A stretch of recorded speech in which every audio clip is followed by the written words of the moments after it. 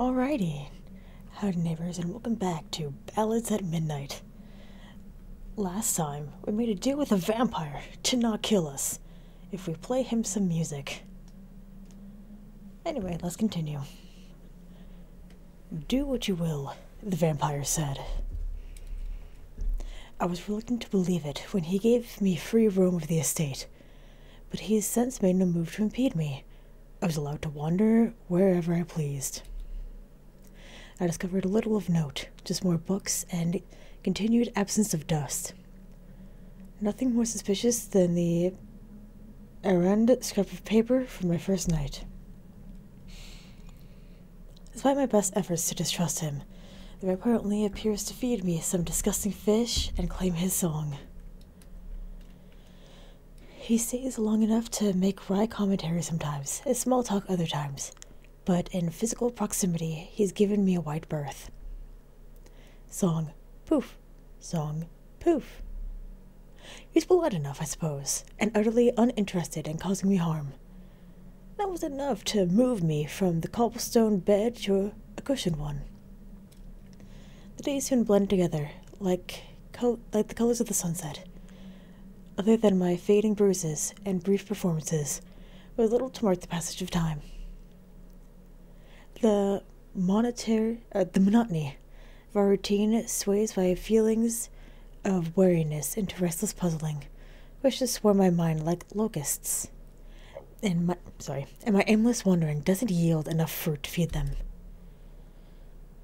I like to sate my burning curiosity by interviewing my vampire. But I'm not sure how to approach him when he vanishes after my song's final notes. Besides, I still have every reason to sleep with the fired iron wedged under the door handle. Every so often I'm startled awake by blood-curdling screams. I've ventured out from my room more than once, fire iron in hand, my dagger in the other. I tracked the noise up the many flights of stairs, where I would stumble upon the vampire feasting on an unlucky traveler who washed up the river.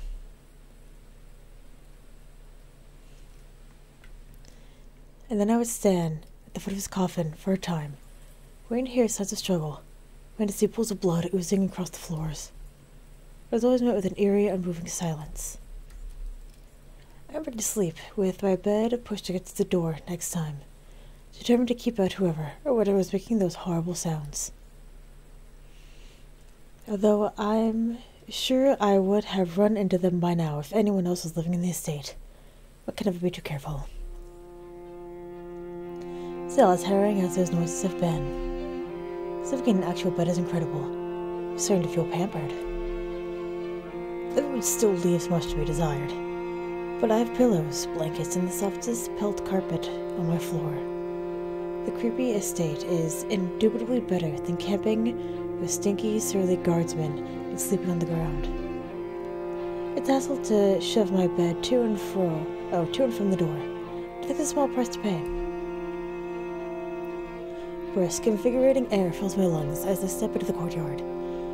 A shiver scuttles across my spine as I settle into dewy grass. I position my songwriting journal on my lap, and recently freed it from my clothes with some careful incisions. I almost got lost in thought as I turned its pages. The act of deciding on a song makes my heart swell with calm contentment. After choosing one of my older pieces, the spirited melody I wrote when I was younger, I wrapped my lute around my shoulder and began to practice. My performances occurred in crowded arenas before I came here. I had to compete with the clamor of moving people, from passerby to ruckus drunks. Here in the grass, I found myself not needing to fight for a coin or attention. I could focus on my music, and nature itself is my ensemble. I sing softly, timing my rhythm with the shifting trees and the gurgles of the moat. I like to imagine my notes, quiet though they are, carrying far into the forest, reverberating down the mountains. Performing without an audience. Hi! It would have been really funny if we could see him, like, in this shadow, or maybe even in this one, to be like, are you practicing? My pulse quickens, by the sudden voice. My finger slips. The next drum is a discordantly off key. I squint sideways, trying to make out shapes in the darkness. We climb across the brick parapet overhead. The vampire stares down at me with the usual flat expression. I throw my journal shut and hide it behind my back. You. Did you mean to sneak up on me? I have to try harder than that if you want to catch me off guard. I still really like your earrings. In an easy, sinless motion, the vampire drops to the ground like a falling feather. He saunters toward me, his eyes glimmering like diamonds in the dark. I can assure you that if I were to try hard at such a thing, you would not wish to be the recipient of my attention. And I'll have you know I was here first. Now then I suppose I've disturbed you. I don't mind. His reply was faster and more decisive than I anticipated. My heart hammers harder against my ribs. What is this? Fear? Am I really afraid of a speedy retort? Ridiculous. In a vain attempt to hide my weakness, I have my hand over my chest. No, I suppose you wouldn't mind a free ballad. Should you be hibernating in the rafters this time of night? I don't normally perform for another hour or two. Not tonight. He gestures up at the sky. The moon above us looks swollen, rounder and larger than I remember ever seeing it. It was so. It's a mere full moon, really so impressive. Part my lips to express my thoughts when a warm shadow inches across the moon's surface, spreading from the left side like a cocoon around a caterpillar. The blood moon rises once again. Soon the moon is as red as the sunset, a glowing, rosy marble anchored in the night sky. A blood moon. A total lunar eclipse is the technical term, but you might call it whatever you want. It only occurs 3 times a year. People of Illuvia insist that a blood moon is a bad omen, but seeing one during my travels was a foreboding sight. Yet, the vampire watches the moon with such an earnest intensity that his admiration for it is contagious. Me a guest. Nice. It's beautiful. What does it mean for you? You're more powerful while it lasts. Vampire barks into a small, surprised laugh, and his eyes cut away from the stargazing to glance at me. No, not at all. Simply. He folds his arms behind his back. I enjoy the view. The parapet is the best spot to observe the heavenly bodies in the sky. The ground is a close second. Vampire tilts his head, but to me with an expression I've never seen one before. I've never seen him wear before. Confused guilt. What is it? My hand twitches, ready to seize the dagger at my belt. I have been referring to you as a bard and mortal all this time. I don't believe I ever asked for your name. I rest my hand over my lute, relaxing somewhat. You're right. We yelled at each other in the hall and never even introduced ourselves. You can call me Abigail's a fine name. My phone, I'm gonna throw you into the sun if you keep going off. Let's go with Abigail. Abigail. Yeah, it suits you. Does it? He smiles at me enigmatically. And you could call me Lucius. Lucius. His name weighs on my tongue like stone. Never imagined myself learning it. How often he's alluded to his immortality. It slipped my mind that he must have been human. That he must have been a human man once. It's a humbling thought. Moreover, this is the longest amount of time we've spent without a distraction of music or bartering. He's even feeling affable enough to learn my name. I should try asking him many questions. I may not get a better chance than this. Lucius, if I ask you some questions, will you insist on making it a barter? The vampire doesn't respond for a while. Depends on the question. I suppose that's fair. How about this? You don't have to answer a question if you don't want to. We can move on to the next one. We'll talk for as long as you're willing to entertain me. Now I'm the one entertaining you. And at the generous cost of nothing. What an amusing turn of events. This person's so eager to talk to me. I believe you said something about the maddening silence of eternity. I've begun to understand what you meant. I see. Ask your questions then, Abigail. If that's even your real name. I will not ask you to trade your possessions, but I may like to quell my own curiosity in exchange. Agreed! I wet my lips with anticipation.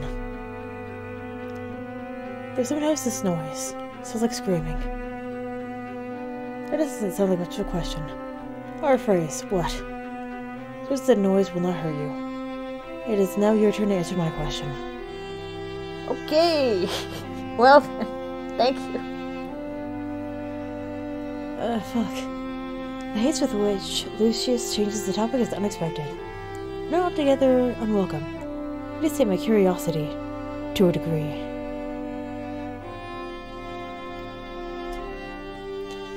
Tell me something. As a bard, what do you know of the stars? That's a weird question. It's a question that leads to a comprehensive answer. Wise play, vampire. I observed the pinpricks of light above us, winking in and out of the mauve cover of night. Or last time I relaxed enough to admire them. Before my arrival here, looking at the stars meant I wasn't looking over my shoulder. I needed to watch my own back, keep myself safe and alive. Though I sang of beauty and adventure, it seemed pointless to actually indulge such things. I was far more focused on where I would lay my head or earn my next coin. I was strange to be able to indulge stargazing now with a vampire standing nearby. Curious for patterns in the sky, moving with practiced ease between each dot. The horned serpent always points north. Even as its body shifts, its tail will tell you where you've been and where you must go. Ah yes, the horned serpent. Anything else? It's harder to navigate using the others, but I know a few stories. This box-shaped cluster is the treasure trove of the goddess Melandrinal. Supposedly it contains every possession humans have lost throughout their lives, and I draw my fingers between the 7 brightest stars in the sky. That's the first king's crown. Stories say he bequeathed it to the heavens, an offering to the gods to keep his bloodline on the throne. It's actually funny. Illuvia hasn't had a king in centuries, and it most certainly isn't his bloodline anymore. It seems the gods played a nasty trick on him, Lucius chuckled. It's such a low and abrupt sound that I lose my train of thought. They may have indeed. Abigail, I may yet know a story that you do not know. Shall I share it with you? I arch an eyebrow at that. Who says I don't know the story? You're being unfair, vampire. Maybe play guessing games. Lucius. Right, you're being unfair, Lucius. And tell me this, Abigail. Do you know the story of when the stars first appeared? There's a story behind that. Aside from the idea that each one was placed in the sky by the gods, I suppose I don't know this one after all. I knew it. But don't gloat. You're gonna share the story with me or not? Just have another low chuckle before he deigns to begin. I suppose no one knows for certain how the stars were created, but one of my guests shared with me a tale from his homeland. Like the self-serving stories Illuvia dictates to his children, his kingdom believes that humans were not always a fixture in our realm. He believed that once, a very long time ago, that the world existed in endless night, a quiet, pitch-black quilt of eternity, unbroken by castle spires and bonfire smokes. when humans began roaming the earth, they would hold their newborns up to see the divine darkness. The stars above them, down in the skies, in its peacefully lonely world, were believed to befriend these infants and provide protection. The stars were there when we first arrived, and they will persist long after we're gone. That is what he believed. Thus, watching the night sky is when we're closest to glimpsing what it was like at the beginning of the world, and what it will be like at its end. Gods, did you guess earn his freedom with this story? I would have given it to him, yes. Scriptic phrasing gives me pause, and Lucius falls quiet. His gaze remains transfixed on the sky. Meanwhile, I'm having trouble tearing my eyes from him, and from the melancholic air he wears like a heavy cloak. I don't know how I could have missed it before, but I think that sadness has always been there. The more time I spend here, the harder it becomes to see him as the monster Illuvia led me to believe he was. Perhaps that's what makes him dangerous, or perhaps. I shiver again, rubbing my arms as the breeze whisks through my hair and clothes. Lucius turns promptly away from the sky, clicking his tongue at me. For cold, head inside. It would be challenging to play the lute with icicles for fingers. No, I'd like to stay out here a little longer. Monsters are supposed to watch the sky, tell you stories about where the stars came from. Monsters aren't supposed to spare your life and cook disgusting food for you. The wrongness of my perception of him is eating away at me. I need to ask him my next question. Were you human once, Lucius? How? Does it take him long to pick up where I trail off? How did I turn into this? No, He holds up his hands to stop me. He's not bothered by the exact phrasing of the question. I was human once, Abigail. In many ways, I still am. You're well aware of the standard method of vampiric infection. I'm sure. Be bitten by one, mix their blood with your own. There's usually some manner of death or near-death experience, but then voila! You're ravenous immortal of the night. But I suspect you're also aware that I'm not created in the same way the others have been. I'm quite alive rather than undead, and I have no sire or coven to compel my allegiance. I was not aware of that, but from his subtext, I gather that the blood-curdling screams aren't coming from another vampire. Good to know. Additionally, as I hope you've noticed, I have not lost my morality to bloodlust. It was your most likable trait during our wayward first meeting. Good. He catches himself, as if he didn't mean to agree with me, but he shakes it off. Just as humans have noticeable differences, not all vampires are the same. But the people of Illuvia are keenly familiar with the ferocity of vampiric spawn, who routinely raid their houses and eat their children. I do not blame Illuvians for believing the worst of me by proxy, though I do find it an occasional amusement in the things they say. Tell me, Abigail, what tales are the good people spitting about me these days? Or better yet, have you any theories of your own? There's of my own? I don't think so. I've heard bits and pieces of vampire lore. Never felt the need to speculate. I'd never seen a vampire before I met Lucius. There are all sorts of legends about you, but some are more akin to tall tales. People refer to you as some sort of ominous presence, or natural disaster. As for how you were created, as you say, one of the guardsmen who captured me, he believed you stole from the gods. Did I? I'm impressed with myself. How did I manage such a feat? They said you broke into the church's wine cellar and drank your fill. As punishment, the gods cursed you with a voracious appetite for the blood of your own people. I said before that I'm not a thief, but overindulging in wine does sound like something I'd do. I've always had a fondness for reds. Any other thoughts?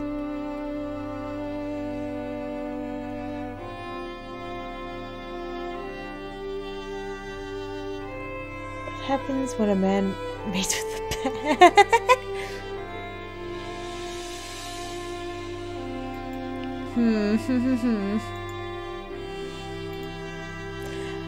I'm scared with this one. So I'm gonna go with this one because it seems less bad. We dealt with demons. There's demons. Laughable creatures, I hear. Very keen on bartering the very moment you meet them, like someone I know. Especially like someone else we both know. It's well known that demons offer immortality in exchange for a steep price. What would you traded, Lucius, if you truly did deal with demons? He strikes at me and elects not to respond. You tricked me into another guessing game, you know. Are you going to tell me the truth? Or you keep goading me to recite absurd theories? His white fangs gleam as he smiles, reflected against starlight. Why, if I revealed all my secrets now, I fear there will be no riveting banter left to pass the time. We wish to stay the hand of maddening silence for as long as we can, do we not? Fine, we do. Maybe I can ask you about simpler things. Retrieve a small charcoal scrap I found on my first night of exploring, holding it up for him to see. From the side of the curtains. What can you tell me about it? Is that... Lucius moves toward me and halts mid-step. His hands linger in the air between us and the scrap. Oh, as if the scrap is a loaf of bread, and he hasn't had a meal in weeks. The intensity of the reaction compels me to stand and turn.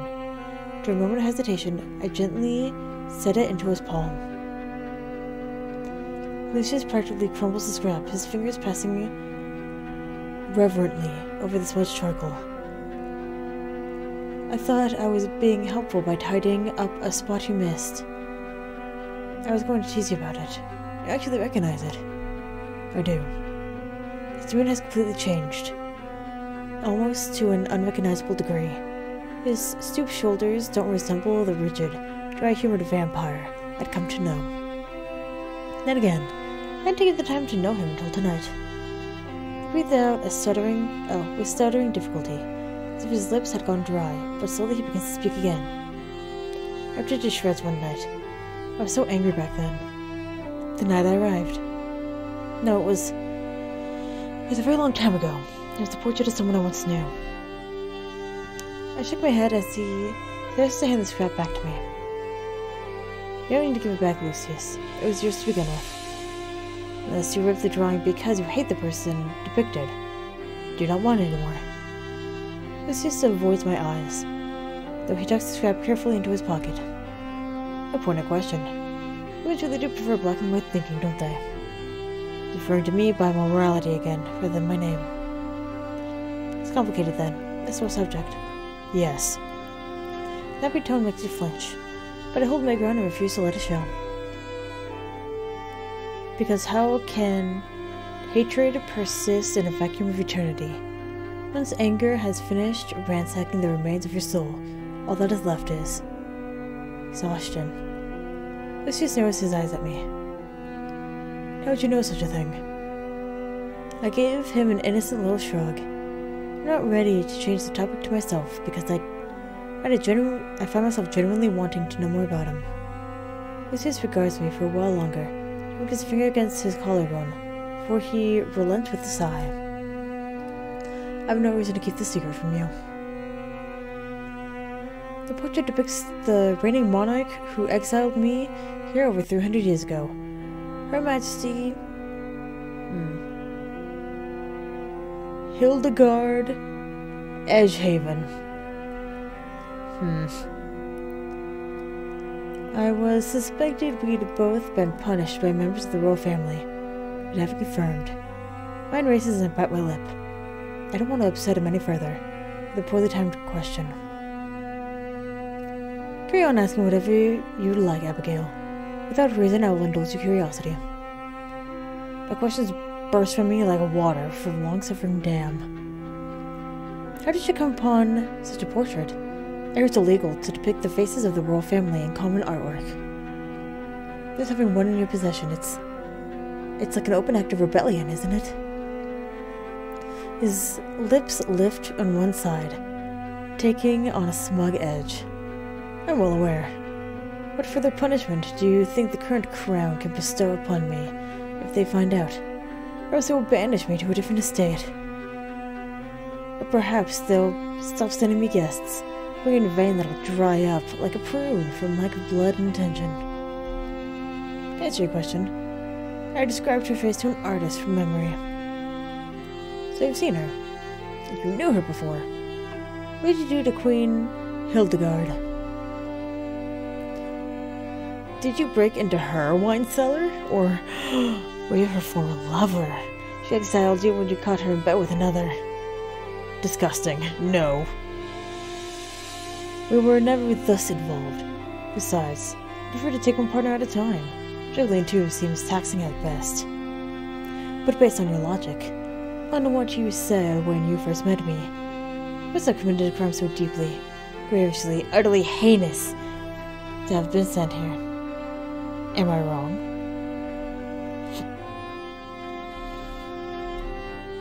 It's been a long time since I last felt like I was sitting in a confessional booth. That was the glint of amusement that dances across his otherwise unflappable features. What of you, I did ask you first, as you said. And all this time, I've been dying to know what unforgivable crimes you committed. I made a vampire feel like he's dying. Quite a feat on my part. I sneeze. We really must get indoors. Come, I'll walk with you. You'll not be beset by distant screams while I'm by your side. Yes, alright, let's go indoors. How about a hint? A hint about... What, you're still talking about it? You're insatiable. It's one of my most charming personality traits. Come on, let's trade hints about why we're here, what crimes we committed. You go first. I will go first. He seems satisfied with that, though he also decides to occupy his hands with a cleaning cloth. I watch him clean every surface he touches like a whirlwind of sanitation. He tends to settle into one of the various lounge chairs during our nightly performances, but without the backdrop of my music, I notice he seldom likes to hold still. Well, I'm waiting on your hint. I haven't come up with a hint yet.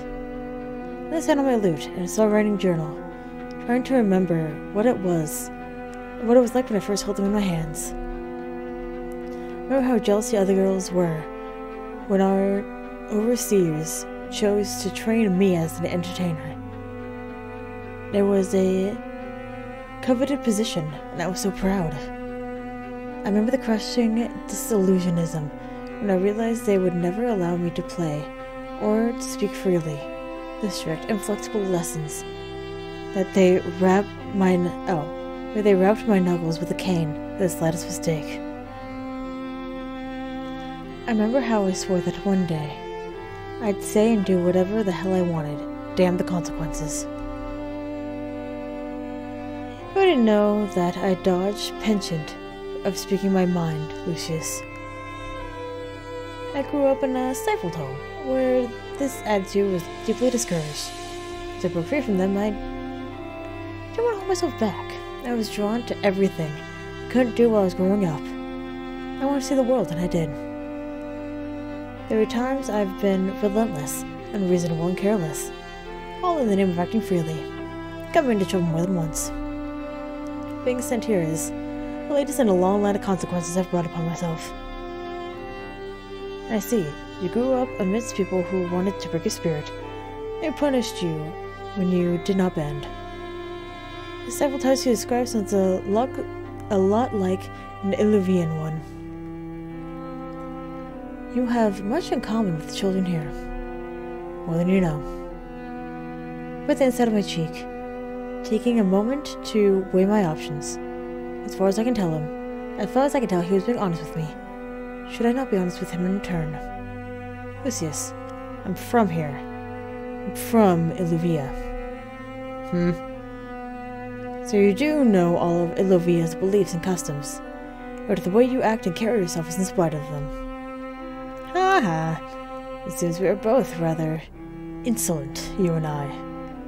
Though they should have given you credit for turning out as entertaining as you did. I don't act this way despite them, not intentionally.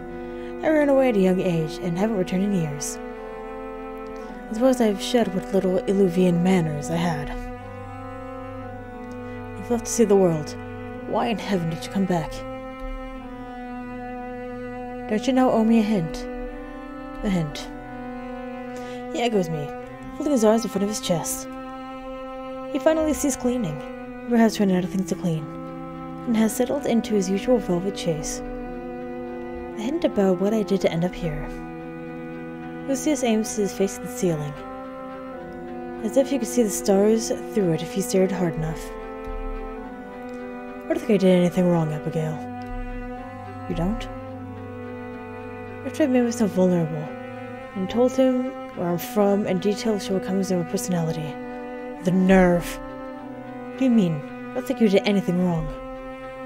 Does that qualify as a hint? That doesn't... I felt it when I noticed Lucius isn't arguing with me, even looking my way. Will you play me the song you're practicing outside? I fear we do not have all the time in the world. I'll be forced to return to my coffin before long. Forced? You say that as if you couldn't sleep in a bed with the curtains drawn shut. What if I could? I dearly miss sleeping in a bed. Wait, you actually can't sleep in a bed. Why not? Questions, questions. Despite griping, Lucius does not leave me in suspense. Vampires are prone to compulsions. Universally, they cannot enter one's home without an invitation, and they cannot set foot across running water. I hear some vampires are even compelled to count spilled seed and grain, or to count holes in fishing net. I have an additional compulsion. A curse, courtesy of Her Majesty, Eldegard Edgehaven. When she had me exiled, she also used scenery to bind me to a coffin. Or sorcery! Fuck, she used sorcery to bind me to a coffin. I cannot stray far from it, lest my insides twist upon themselves, strangling me from within. The first night I resisted the coffin's call and slept in a separate chamber. I woke vomiting blood. Naturally, this is far from ideal. I need to retain all the blood I have. He asked me if I hated the subject of the portrait. Well, it's true that my anger has faded into exhaustion. I do still find her abominable. She knew how I despise tight spaces. God, Lucius is terrible. Terrible enough for us to move on to your nightly performance. Yes, of course. Forgive me. Clear my throat, brushing my fingers over my neck. What are you doing now? Is that where you'd like me to bite you? I take my hand away from my neck, as if I touched a hot pan. Lucius. I jest. If I bit you there, you would die from blood loss. Though, I would bite you if you asked me. Are you so certain that you're not interested in eternal life? You're talking like a man who no longer wants to hear a song. Lucius raises his hands in surrender, though I catch sight of his shoulders still quaking with amusement. Chapter 5, Rhythm and Rain.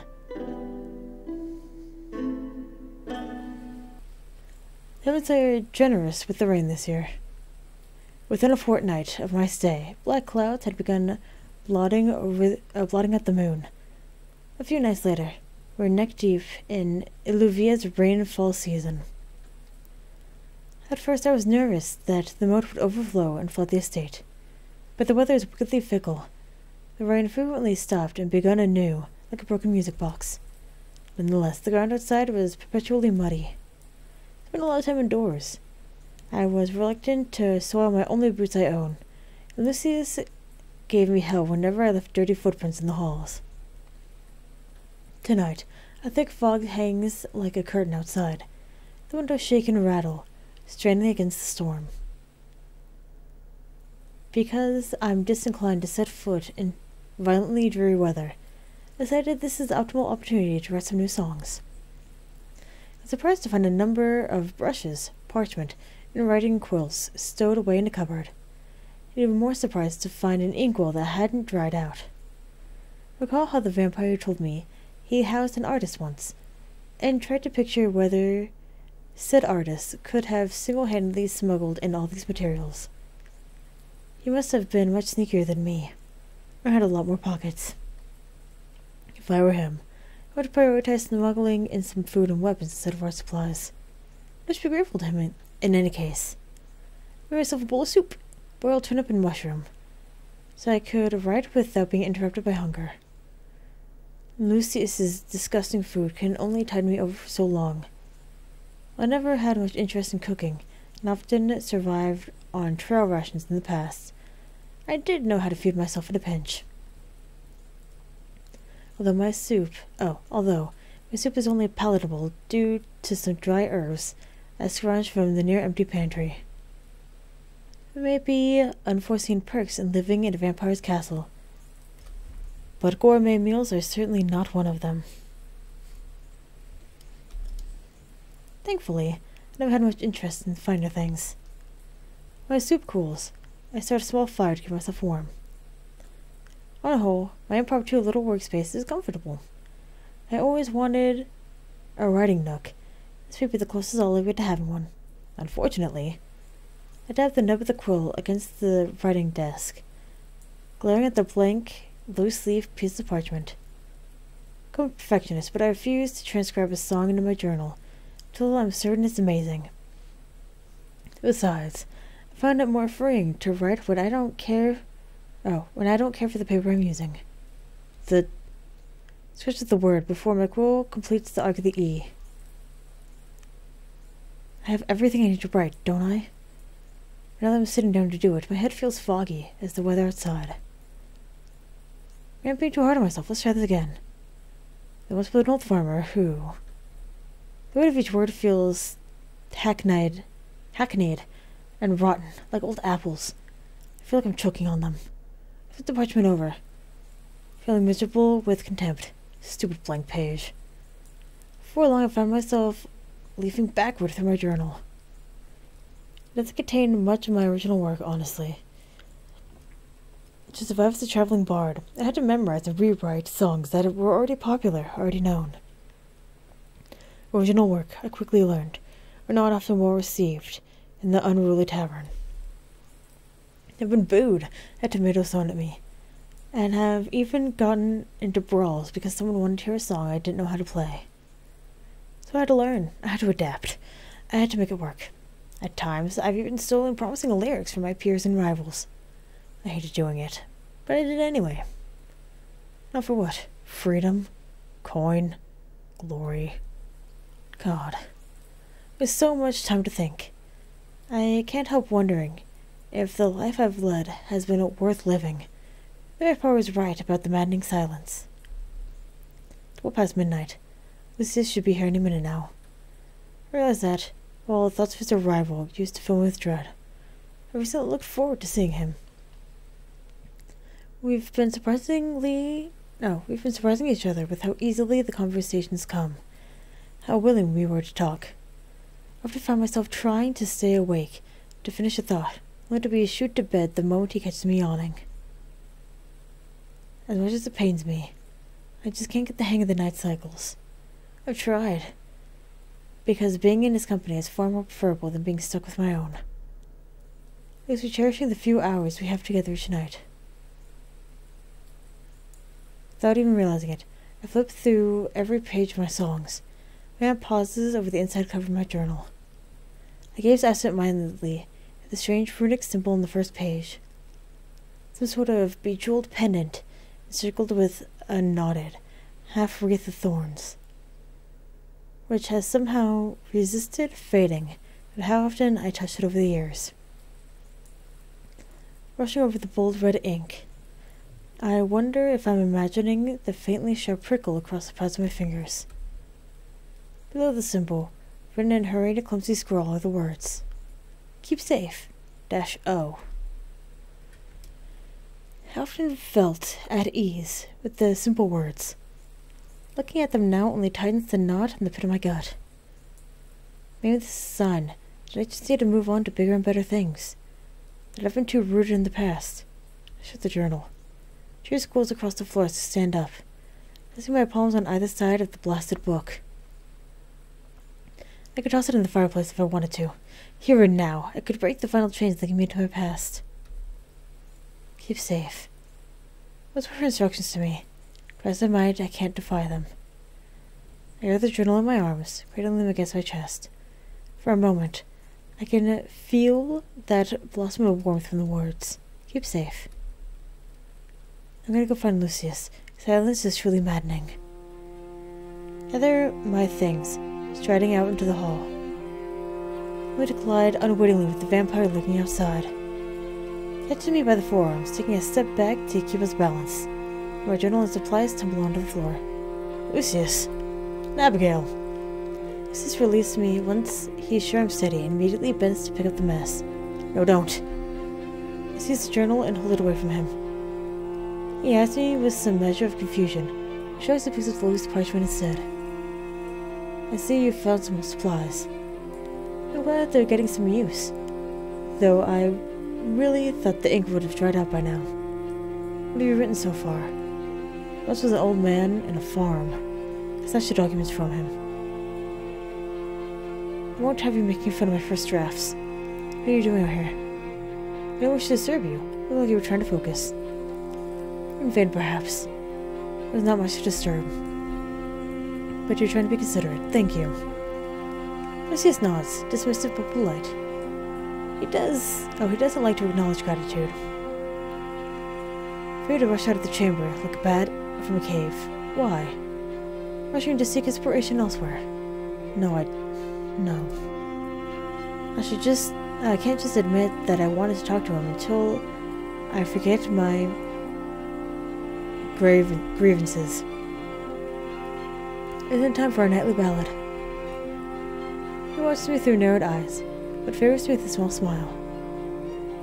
You need not hurry for such a thing. If you wish to write tonight, you can write. Come. What? Wait. Lucius all but pulls me back to the chamber, coaxing me to be seated once again at the writing desk. I scowl at him, drawing my knees to my chest. Lucius, you don't. Heels off the furniture. I scowl at him harder, but lower my legs to flatten my heels on the floor. I wanted to write, but I can't think of anything. You also never finish your soup, it's gone cold. He looks pointedly at my bowl. You're a terribly slow eater, aren't you? You may yet expire before you finish it. I'm not a slow eater. I'm a distracted eater. Why do you want my soup? Here. Push it toward him. He gently pushes it back. No, thank you. My taste buds aren't quite what they used to be. A mortal's meal may as well be a mouthful of dust. That's what you're cooking. Lucius arches a brow at me. Give me, that was uncalled for. Have I done something to annoy you? No, not at all. I just chew my lip. I don't want to write anymore. And I don't want any more of the soup. I was presumptuous then. I wouldn't go that far. But can we just talk for a while? That's what I wanted. He says his arms, gesturing for me to take opposite seat of him. I relocate gratefully away from the writing desk, slumping onto a cushioned bench. Have something on your mind? Yes. No. Oh, yes. But I don't want to talk about it. I understand. What would you like to discuss instead? Lucius leans forward with his elbows propped on his knees. With the candid way he's staring at me, I almost feel like I could tell him anything. But I'd rather not talk about myself. Not yet. What do you eat? I mean, you stain yourself with blood. But if you only get guests every couple years, and even then, sometimes you let them go, don't feed on them at all. I can make do with animal blood. Fish, mostly, as the mode is rich with them. Oh. That really explains his cooking. There's another thing I've been wondering. If you can't cross the water, how do you get the fish? Using tools like any civilized mammal. It's a fishing rod. You fish. Sometimes I use a net. Sometimes I use a spear and some rope. I have a very strong throwing arm. Against my better judgment, I observe his shoulders and upper arms, searching for hints of bulging muscle under his sleeves. If Lucius notices I'm doing that, He keeps it to himself. For that matter, surprised you haven't asked how I intend to ensure your freedom when I myself cannot cross the water. Because I haven't thought about what I'll do when I leave. The thought feels like an anchor in my chest, a heavy reminder of the future. I presumed you'd tell me when it was time. Of course. You can also... Oh, I can also tell you early. I'll just simply throw you across the moat like a javelin. You wouldn't. He practically chuckles as I recoil from him. I wouldn't. There's another way. I'll show you in due time. Oh, then good. I lapse into a hollow silence as my mind wanders back to my troubles. The vampire starts making a tutting sound at me.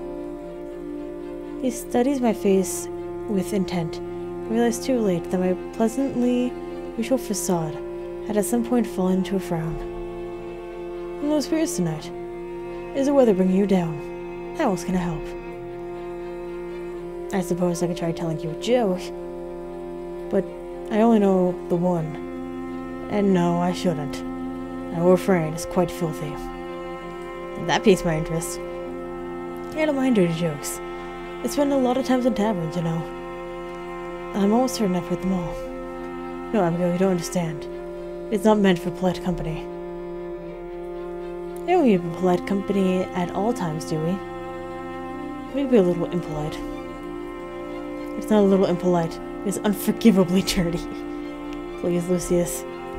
Very well. Can't say I didn't warn you. It's not too late to change your mind. Lucius, you're killing me. Go to beg. I don't think I can go on without hearing it. His laugh is a low rumble from in his chest, and he still makes me wait several seconds before he finally delivers his dirty joke.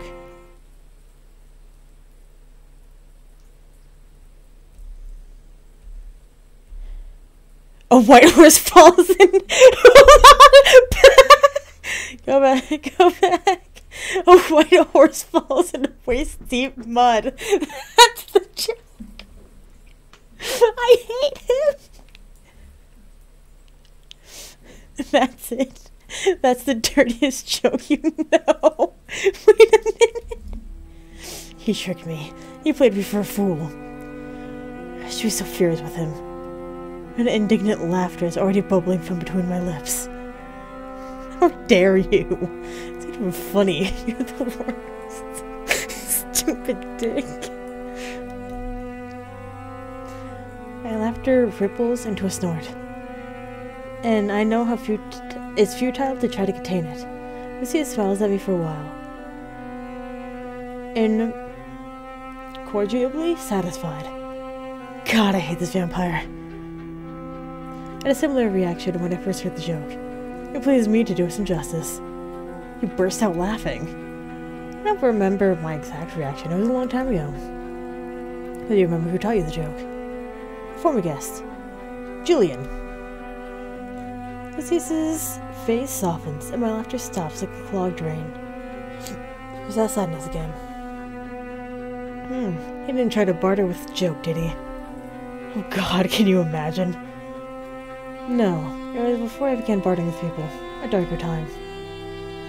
Your dark times lifted with a joke about a white horse. He smiles at me wryly. Would you like me to tell you about him? I'm surprised at myself when the words spill from my mouth. Not if it troubles you. I mean, if you wish to tell me, I'll listen.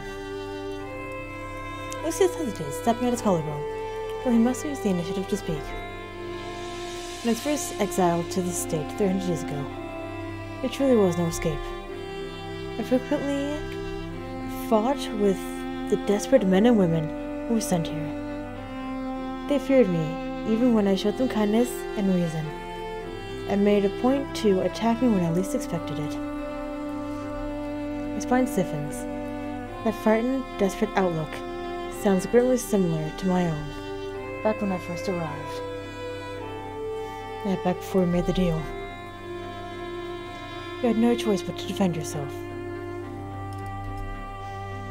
I did try other methods in hopes of coexisting, of earning their trust. But yes, they tended to turn me regardless. Often resulted in a fight to the death.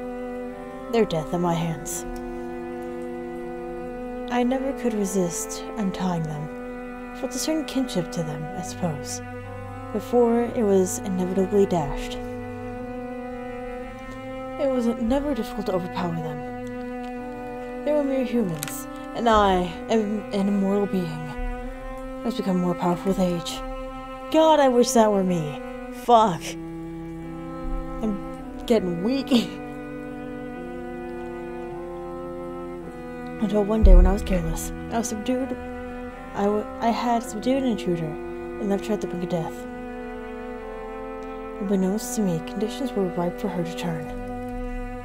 As a vampire spawn, she was vicious, eager, overpowered, and any compulsion I had over her, she managed to run me through at the same moment I ripped her throat.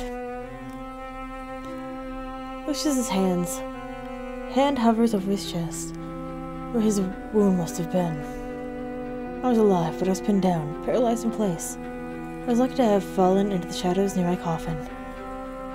The vampire spawn was not so lucky. She was well and truly dead, and so she began to decompose, though those claws remained embedded in my chest as a parting gift. I was perpetually awake, but I could not move. I must have laid there for nearly 2 years. Yes, I'm sorry.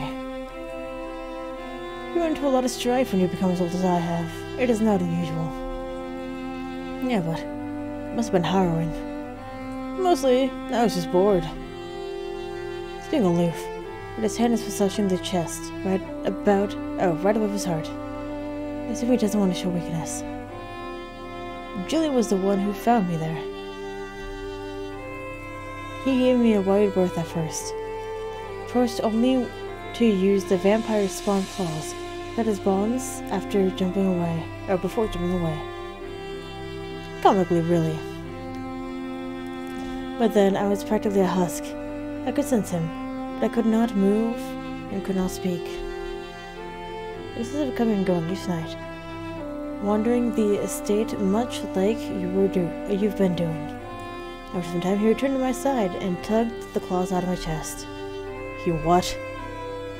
I knew this story must have been landing there, but it was still a bit of a shock. Why on earth would someone release a petrified vampire? Stupid or kind?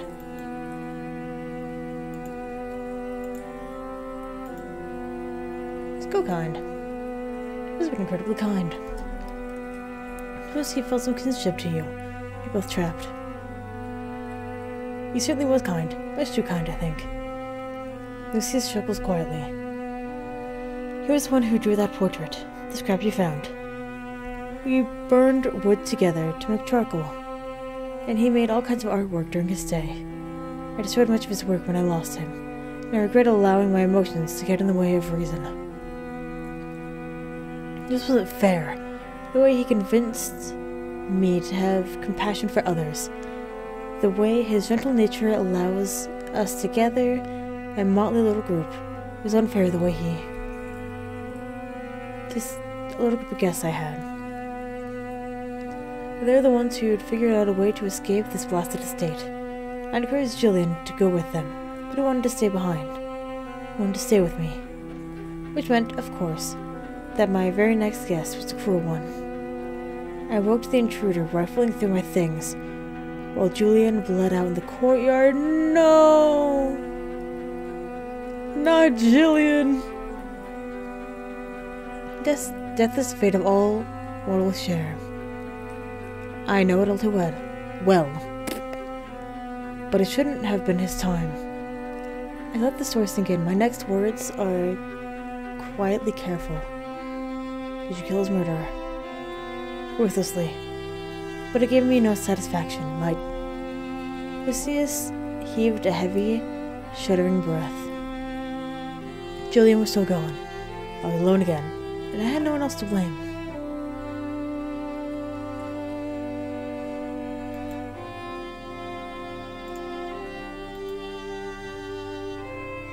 Love, Do you wish you turn him? Sometimes. However, he was worried about losing his free will. We told him about how the vampire spawn was able to resist by command. She had lucid speech and seemed to retain her mind just fine, despite her adamantly murderous intent. But he was fully against the idea of becoming a vampire. He treasured his humanity too dearly. A fitting mindset for an artist, perhaps. It was some time after that when I began bartering with my guests. Immediately offering them freedom made them cagey.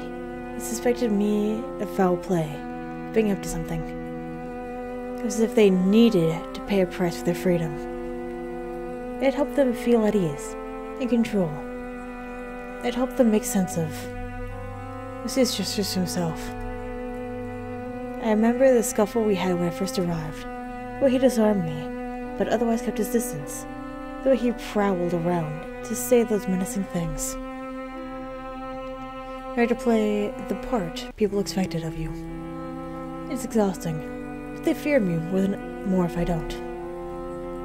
And of course, bartering does not come from a place of pure altruism. It gives me something to look forward to. Alleviates my apprehension for what the next guest will have in store. When one finds himself acting as the Queen's personal executioner, the odds are high that some of the people she sends will be dangerous.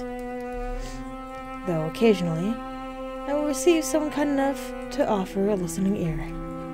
Like Julian. Like you. I blink at him, bewildered. Julian was kind, but he was a notoriously bad listener. He would have interrupted me 10 times just then, usually with some absurd tangent about how he thought snails were effervescent. What I mean to say is thank you for listening to my sad old tale about a lost love. I never told to anyone before. Can I ask you one more question? Of course, anything. Something with the last word makes my stomach flutter. I must be hungry. Grab a discarded bowl and sip the cold soup. Julian was such a good man. Why did he get sent here? What was his crime? Lucius outright grins at the question. He edges a little closer to me, as if he wishes to rub me into a conspiracy. Supposedly, he painted an unflattering portrait of the nobleman's daughter. That's it. Yes, and Julian couldn't help it. He was both an architect and prestigious painter. Lauded for his accuracy and attention to detail. To willfully make the girl more beautiful than she was, well, it would have been a lie, and it would have tarnished his good name. The daughter's betrothed took one look at the portrait and cancelled their engagement, leaving the nobleman high and dry with an unwed daughter. Holy crap, that's awesome. I hate the fiancé, but goddamn. The nobleman needed someone to take the fall and convince the crown to send Julian here. But it wasn't Julian's fault. The man had an ugly daughter. I lost my hand on my mouth.